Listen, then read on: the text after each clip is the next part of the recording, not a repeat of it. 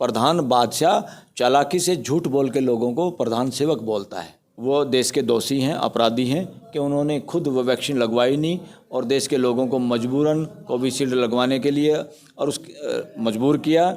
जिस कंपनी ने कोविशील्ड बनाई है उस कंपनी से 50-55 करोड़ रुपया जो इन लोगों ने लिया है, 15 दिन के अंदर उनका पैसा आया है। ये 55 करोड़ तो एक बहाना है एक नंबर का, पैसा तो पता नहीं कितना लिया है इन लोगों से। क्या इस तरह की बातों का पता हो एक देश के प्राइम मिनिस्टर को या एक देश के मुखिया को या एक परिवार के मुखिया को? क्या अपने घर के परिवार के लोगों को मारना चाहेगा? क्या उसको सच्चाई का सामना नहीं करना चाहिए? या वो जो वैक्सीन खुद नहीं लगवाना चाहता वो दूसरे देश के लोगों को लगवाएगा, अपने बच्चों को, अपनी पत्नी को लगवाएगा? क्या कि इन्होंने सोचा लोग थोड़े बहुत मरेंगे तो मरने दो, वाह वाही लूटो और जो भी गलत सलत है वैक्सीन इसी को ठोक दो लोगों को। पर अपने देश का प्रधानमंत्री अपनी जनता को नुकसान क्यों पहुंचाना चाहे? अपने देश का प्रधानमंत्री अगर 140 करोड़ में हिंदू मुसलमान कर सकता है तो उनको कुछ लोगों के मरने से क्या इतराज़ है? कि गुजरात मॉडल हिंसा का मॉडल है, गुजरात मॉडल नफरत का मॉडल है, गुजरात मॉडल मौतों का सौदागर का मॉडल है। तो ये क्या मॉडल है? उसको पुनरावृत्ति पूरे देश में करना चाहते हैं।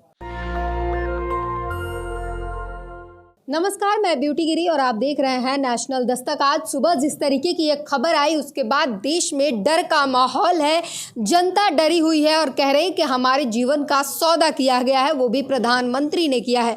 और इसी मुद्दे पर हमारे साथ बातचीत करने के लिए मौजूद है सुप्रीम कोर्ट के senior advocate Balraj Singh Malik. Sir, पहला सवाल यही है कि यूके के हाई कोर्ट में ये मिला है कोविशील्ड जो वैक्सीन जो हमें कोरोना के दौरान लगवाया गया, उसके डोजेज लगे, 3 डोजेज लगे, अब निकल कर आ रहा है कि उसके कारण हमारी जान को खतरा है। क्या कहेंगे और क्या इस पर लीगल चार्जेस बनते हैं, क्या कुछ होने चाहिए, ये पूरी थोड़ा सा बताइए हमें। नहीं देखो, ये तो शुरू से कह रहे हैं लोग और हमारे यहाँ तो हमारे 1-2 साथी सुप्रीम कोर्ट में कोविशील्ड उन्होंने लगवाई और शाम को डेथ हो गई। हमारे बहुत मित्र एडवोकेट की हो गई थी और इसके साइड इफेक्ट है सबको पता था। उसके बाद काफ़ी लोगों को कोविड हो भी गया था, उसके बावजूद भी दूसरी वैक्सीन अवेलेबल नहीं थी और लोगों के अंदर भय बना हुआ था और भय सरकार की वजह से भी था। जिस तरह की स्टेटमेंट, जिस तरह के बंद लगाए गए या कहीं भी जाओगे, ऑफिस में जाना है, एयरपोर्ट पे जाना, कहीं भी जाना है, आपके पास सर्टिफिकेट होना चाहिए। और देश में कोवैक्सीन की बजाय जो ट्रेडिशनल तरीके से बनती है कोविशील्ड पहले बन के तैयार हो गई और कोविशील्ड अवेलेबल हो गई बड़ी संख्या में और लोगों को मजबूरन लगवानी पड़ी, स्वेच्छा से नहीं। अगर अवेलेबल होती तो बहुत सारे लोग कोविशील्ड की बजाय कोवैक्सीन लगवाते और बहुत सारे लोगों को लगवाने की जरूरत भी नहीं थी। जिनको कोविड हो चुका था उनको तो एक तरह से, और ठीक हो गए थे जो लोग, उनके अंदर तो एक तरह से वैक्सीन लग चुकी थी, उनकी इम्यूनिटी डेवलप हो चुकी थी। ऐसे लोगों को भी मना नहीं किया गया, ऐसे लोगों को भी मजबूर किया गया और लोगों ने अपने सर्टिफिकेट, यात्रा करनी है, कहीं आना है, कहीं जाना है, मजबूरन एक तरह से ये ज़बरदस्ती लगाई गई ऐसे माहौल में। और लोगों ने मुझे बताया, ये चर्चा भी है एडवोकेट्स के अंदर, कि प्राइम मिनिस्टर ने पहली बात तो वैक्सीन नहीं लगवाई, मगर उन्होंने एक बार फोटो अपना जारी किया। हाँ, उन्होंने खुद किया कि लगवाई है, उन्होंने फोटो जारी किया है। अगर किया भी है तो उन्होंने कोवैक्सीन लगवाई है, कोविशील्ड नहीं लगवाई है। वो स्टेटमेंट देनी चाहिए देश के सामने। इसका मतलब उनको पता था, डॉक्टरों ने उनको सलाह दी थी कोविशील्ड अच्छी नहीं है, इट कैन बी फैटल, ये नुकसान कर सकती है। जो प्राइम मिनिस्टर खुद या तो देश के सामने स्टेटमेंट दे और उसका सबूत दे कि मैंने कौन सी वैक्सीन लगवाई है, अदरवाइज़ वो देश के दोषी हैं, अपराधी हैं कि उन्होंने खुद वो वैक्सीन लगवाई नहीं और देश के लोगों को मजबूरन कोविशील्ड लगवाने के लिए और मजबूर किया और डर का और भय का वातावरण बना के रखा देश के अंदर। सच्ची बातें देश के सामने आई नहीं और इनको खुद जब अपना प्रचार या अपना कुछ काम करना था तो वो उठा लेते थे बैन। इस तरह का भी काम हुआ है, इन लोगों ने किया है। तो ये सारा का सारा, और अब जिस कंपनी ने कोविशील्ड बनाई है उस कंपनी से 50-55 करोड़ रुपया जो इन लोगों ने लिया है, 15 दिन के अंदर उनका पैसा आया है। ये 55 करोड़ तो एक बहाना है एक नंबर का, पैसा तो पता नहीं कितना लिया है इन लोगों से, 2 नंबर में भी लिया होगा। 55 करोड़ में काम चलाने वाले नहीं लिए, उस कंपनी को बहुत बेनिफिट हुआ, करोड़ों करोड़ों वैक्सीन उसकी बाहर दूसरे देशों में भेजी गई। और क्या इस तरह की बातों का पता हो एक देश के प्राइम मिनिस्टर को या एक देश के मुखिया को या एक परिवार के मुखिया को? क्या वो अपने बच्चों को मारना चाहेगा? क्या अपने घर के परिवार के लोगों को मारना चाहेगा? क्या उसको सच्चाई का सामना नहीं करना चाहिए? या वो जो वैक्सीन खुद नहीं लगवाना चाहता वो दूसरे देश के लोगों को लगवाएगा, अपने बच्चों को, अपनी पत्नी को लगवाएगा क्या? तो ये एक तरह से अपराध की श्रेणी में आता है और ये अपराध है, जैसे कहते हैं ना वाइट कॉलर क्राइम, ये वाइट कॉलर क्राइम के बजाय वाइट पॉलिटिकल क्राइम है। क्या चार्जेस बनते हैं अगर लीगल वे में अगर इसको हम देखें, क्योंकि प्रधानमंत्री ने कोविड शील्ड का खुद प्रचार किया था, जनता से अपील की थी कि आप वैक्सीन लीजिए और अपने आप को भी सुरक्षित कीजिए, सामने वाले को भी सुरक्षित कीजिए, और उसके बाद से पता चलता है कि उसी कंपनी ने इनको 52 करोड़ रुपये दिए हैं। तो फिर जनता के मन में ये एक तो ठगी हुई महसूस कर रही है जनता, धोखा मिला है उन्हें। अब वो पूछ रहे हैं कि लीगल चार्जेस क्या है इस पर। मेरे को तो ये लगता है क्यों इवन सुप्रीम कोर्ट में भी कई कोर्टों में लोग आए कि इसके साइड इफ़ेक्ट हो रहे हैं, लोग मर रहे हैं, और जो लोग इस तरह से मरे इसकी वजह से, कोविशील्ड की वजह से, उन लोगों को कंपनसेट करना चाहिए। देश में ऐसा फंड बनाया जाए या उससे पैसे मिले उन लोगों को। इन्होंने अपना उससे पीछा छुटाने के लिए सुप्रीम कोर्ट को भी गुमराह किया और एक तरह से झूठ बोली सुप्रीम कोर्ट में, जो मुझे पता है कि यहाँ सुप्रीम कोर्ट में इन्होंने कहा, शायद किसी न्यूज़पेपर में भी आया हो, यहाँ ये कहा इन्होंने सुप्रीम कोर्ट में, हमने किसी को ज़बरदस्ती कोविशील्ड नहीं लगाई है, हमने वैक्सीन नहीं लगाई है, लोगों ने अपनी इच्छा से लगवाई है, जबकि ये झूठ है। और किसी देश की सरकार अगर अपनी कोर्ट के सामने और सुप्रीम कोर्ट भी चुपचाप उस बात को मान ले तो क्या मजाक है देश के साथ, लॉ के साथ, रूल ऑफ लॉ के साथ, और कितना बड़ा अविश्वास और धोखा है देश की जनता के साथ। और मैं नहीं समझता कि प्राइम मिनिस्टर को इस बात का नहीं पता होगा कि कौन सी वैक्सीन गलत है, कौन सी ठीक है और कौन सी वैक्सीन जल्दी बन सकती है। मुझे तो ऐसा लगा कि इन्होंने सोचा लोग थोड़े बहुत मरेंगे तो मरने दो, वाह लूटो, और जो भी गलत सलत है वैक्सीन इसी को ठोक दो लोगों को। पर अपने देश का प्रधानमंत्री अपनी जनता को नुकसान क्यों पहुंचाना चाहते हैं? अपने देश का प्रधानमंत्री अगर 140 करोड़ में हिंदू मुसलमान कर सकता है तो उनको कुछ लोगों के मरने से क्या इतराज़ है। लोग कह तो रहे हैं कि गुजरात मॉडल हिंसा का मॉडल है, गुजरात मॉडल नफरत का मॉडल है, गुजरात मॉडल मौतों का सौदागर का मॉडल है। तो ये क्या मॉडल है, उसको पुनरावृत्ति पूरे देश में करना चाहते हैं। और कितना दुर्भाग्य है, सुप्रीम कोर्ट के वकील और समाज के लोग अब ये कह रहे हैं गुजरात की जोड़ी, रंगा बिल्ला की जोड़ी। कितना क्या है ये, क्यों इस देश का प्राइम मिनिस्टर या गृह मंत्री को इस तरह के ओछे शब्दों से क्यों लोग बोलना शुरू कर गए। लोग ऐसे ही नहीं बोलते, कहीं धुआं होता है, कहीं आग होती वहीं धुआं होता है। वरना यही लोग पूरा देश चाहता था कि भाई मोदी आए, उन्होंने जो भी प्रचार प्रसार करके गुजरात मॉडल लोग परिवर्तन चाहते थे। और अब पता चला वो सारा का सारा आंदोलन एक तरह से आरएसएस का एजेंडा था। अन्ना आंदोलन, अन्ना हजारे अब चुपचाप बैठा है अपने घर, पेट्रोल कहाँ से कहाँ पहुँच गया है, भ्रष्टाचार कितना है, वो अन्ना बेचारा एक शब्द नहीं कह रहा। वो पपेट था एक तरह से आरएसएस का, तो आरएसएस ने करके और यहाँ गोदी मीडिया को इनको पैसा या प्रेशर बना के प्रचार करके उस बात को इतना हवा फैला दिया, देश मिसगाइडेड हो गया कि भ्रष्टाचार बहुत ज़्यादा है, इसको ख़त्म करो, इसको ख़त्म करो, भाई भतीजावाद है इसको ख़त्म करो, परिवारवाद है इसको ख़त्म करो। आज देखो ना, जिस परिवारवाद के चक्कर में दादा बेटा पोता और पोता सैकड़ों महिलाओं के साथ सीढ़ी बना के फरार हो गया देश से, और वहाँ ये प्रचार पे एक देश ये प्राइम मिनिस्टर जाता है। क्या जरूरत थी इसको, 400 पार हो रहा है तो क्या धक्के खाने की जरूरत थी ऐसे लूचे लफंगों का प्रचार करने के लिए प्राइम मिनिस्टर को। इनकी गिरावट का कोई लिमिट नहीं है, इतनी गिरावट पे इस देश का कोई प्राइम मिनिस्टर नहीं गया। और जो भाषा ये यूज करते हैं, दुनिया के शायद ही किसी प्राइम मिनिस्टर ने यूज करी हो इतनी टूची भाषा, इतनी टपोरी भाषा और इतना डिवाइड करने की भाषा, इतना डिवाइड एंड रूल की ओपन ये करना, खेल खेलना देश को डिवाइड करने का, ईर्ष्या फैलाने का, द्वेष फैलाने का, इतना तो अंग्रेजों ने भी नहीं किया इस देश में, divide and rule. Prajwal Revanna की बात की आपने, अगर आप वकील हैं, कानूनी दांव-पेच समझते हैं, तो अभी जो फिलहाल उन्हें पार्टी से सस्पेंड कर दिया गया है, लेकिन उनकी जो लोकसभा क्षेत्र थी वहां पर तो चुनाव हो चुके हैं, परिणाम का इंतजार है। तो परिणाम आता है, अगर जीत जाते हैं फिर क्या कुछ होना चाहिए वहां पर, क्योंकि वोट तो हो चुके हैं, अब जनता क्या करे वहां पर। बीजेपी और आरएसएस के लिए नैतिकता का ये ढोल पीटते हैं, इनके पास कोई नैतिकता नहीं है, न ये नैतिकता पे चलने वाले लोग हैं। इन्होंने एक तरह से इस देश को बहुत बड़ा धोखा महसूस हुआ देश को। देश ने जिस उम्मीद के साथ, जिस भरोसे के साथ इन लोगों को लेके आए थे, मौका दिया था, ये उसमें टोटली फेल हो गए।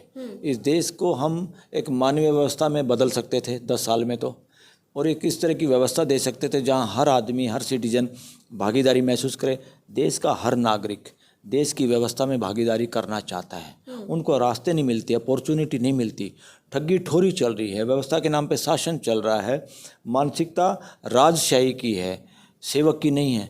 बोलने को तो प्रधान सेवक बोलते हैं, सेवक का डेफिनेशन जानते नहीं, वो प्रधान बादशाह है। प्रधान बादशाह चालाकी से झूठ बोल के लोगों को प्रधान सेवक बोलता है। ये बहुत गलत है। और सबसे ज़्यादा तो निराशा हाथ लगी आरएसएस की वजह से कि आरएसएस अपने एजेंडे को किस धोखे के साथ इम्प्लीमेंट करना चाहता है और देश को वापस ढोंग में घुसाना चाहता है।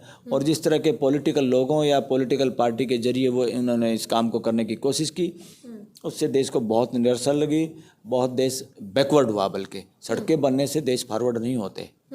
तमाम जो है प्रज्वल रेवन्ना के पक्ष में जो लोग बोल रहे हैं वो कह रहे हैं कि सारी वीडियो जो है वो एडिटेड है, फेक है, ऐसी कुछ चीज़ें नहीं है, उनके तरफ से डिफेंड करते हुए नजर आ रहे हैं। क्या कहेंगे उनको? अरे बेटा, सच्चा आदमी तो सामने आएगा, भागेगा क्यों? भागेगा क्यों? इनके सारे के सारे जो लिंक वाले लोग भागे हुए हैं, एक भी भगेड़ों को ये पकड़ नहीं पाए। जो प्राइम मिनिस्टर को लाखों का सूट देता वो भाग गया। इनकी पार्टी का एमपी राज्यसभा का सुभाष चंद्र राजेश का जी न्यूज़ क्या कौन सा चैनल चलाता है, वो भाग गया। इनका जो इवन जो एडवोकेट को बार बार ये खड़ा करते हैं सुप्रीम कोर्ट में, जो डर के भाग गया, जिसने ये नहीं बताया, सीबीआई एसबीआई ने भी नहीं बताया, उसने भी नहीं बताया मैंने फीस कितनी ली। इलेक्टोरल बॉन्ड को जो दबा के रखना चाहते थे, बार बार सुप्रीम कोर्ट के सामने ये सोच रहे थे कि नहीं, बार बार कोशिश में लगे हुए थे। तो उन्हीं के घर में वो भगोड़ा, उनकी शादी में वहाँ लंदन में बियर सीयर और इस तरह से जाम छलका रहे हैं। ये दोहरे चरित्र के आदमी, दोहरे नहीं है तो क्या कहेंगे, दोहरा चरित्र हम सुनते थे, ये तो कई तय वाले चरित्र के, तीरे चरित्र या कितने चरित्र के लोग हैं। कहते कुछ हैं, करते कुछ हैं, दिखाते कुछ हैं, होता कुछ है, सोचते कुछ हैं। क्या अगर रिजल्ट पॉजिटिव आता है उस सीट से जहां पर प्रज्वल रेवन्ना जो है वहां पर, तो फिर क्या वो संसद चले जाएंगे, उन पर कोई कार्रवाई नहीं होगी और वही वहां के क्षेत्र का निर्वाचन जो पूरा नेतृत्व करेंगे, या फिर कुछ होगा? बस वो तो क्या है ना, यही तो चीज़ है जो नैतिकता और आचरण पे आती है बात। अदरवाइज तो कानून में तो ये कहेंगे जिसकी 2 साल या 2 साल से ज़्यादा की सज़ा हो उसी की सदस्यता जाती है, वही इलेक्शन लड़ने से 5-6 साल के लिए महरूम होता है।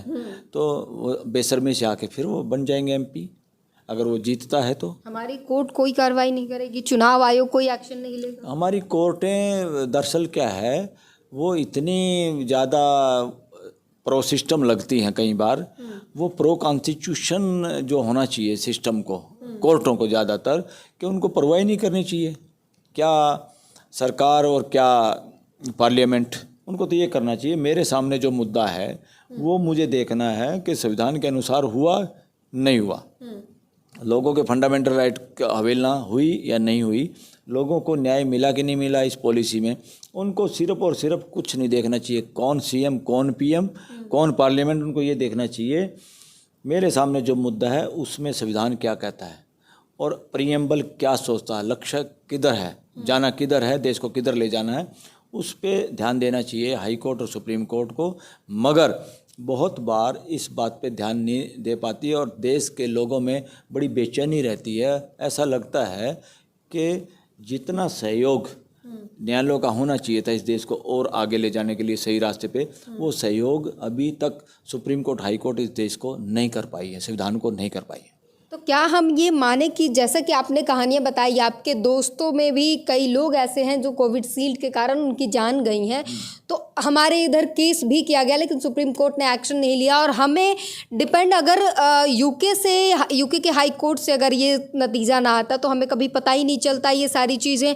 और जिस तरीके से लोग अब सोशल मीडिया पर नरेंद्र मोदी को गिरफ्तार करने की मांग कर रहे हैं, ये सब कुछ कभी होता ही नहीं है, लोग धोखे में रह जाते हैं। नेचुरली अगर प्राइम मिनिस्टर को ये पता है, पता होगा ही, ऐसा हम सोच सकते हैं। कोई ताकत नहीं है, अगर लोगों ने, जो साइंटिस्टों ने, डॉक्टरों ने नहीं बताया हो कि ये फैटल हो सकती है, नुकसानदायी हो सकती है, और उसके बाद इग्नोर किया हो कि कुछ मर जाएं क्या बात है, सबसे पहले लगा दो, वाहवाही लूट लो, पॉलिटिकली बेनिफिट हो जाएगा, अगर इस तरह से काम किया है तो बिल्कुल वो हत्यारे हैं देश के लोगों के, और बिल्कुल गिरफ्तार होना चाहिए, मुकदमा चलना चाहिए। अगर बाहर जैसे यूएस जैसा देश में वहाँ एक राष्ट्रपति कुछ गलत आचरण करता है किसी महिला के साथ, उसको खाली किसी और एमपी ने या किसी और पॉलिटिशियन ने फ़ोन पे ही वो बातें कुछ सुन ली, उसने उसी बात की कंप्लेंट की, तो राष्ट्रपति बिल क्लिंटन की हिम्मत नहीं हुई कि मैं झूठ बुलवा दूंगा, कोर्ट में जज को पटा लूँगा, जज के कागज़ दे कर प्रेशर डाल दूंगा या एविडेंस मिटा दूंगा। उसको चुपचाप देश से माफ़ी मांगनी पड़ी थी जब उसका पीछा छूटा था, वरना उसकी इम्पीचमेंट यानी उसको हटाने वाला था देश।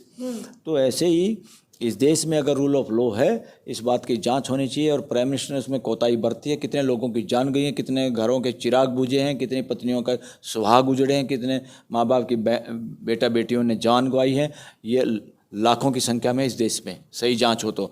और अब कम से कम इमीडिएट कोई फंड एलोकेट करना चाहिए देश में, जिसको भी इस साइड इफेक्ट से, क्योंकि कोविड में अब तो डॉक्यूमेंटेड हो गया। लेकिन कंपनी ने मना कर दिया है मुआवजा देने से, वो सीधे मना कर रहा है कि रेयर केसेस में ऐसे होते हैं, मुआवजा नहीं देंगे। उसके मना करने से क्या होता है? अगर सरकार मजबूत है, इस देश की दम है जुडिशियल सिस्टम में, तो कंपनियों की क्या हिम्मत है?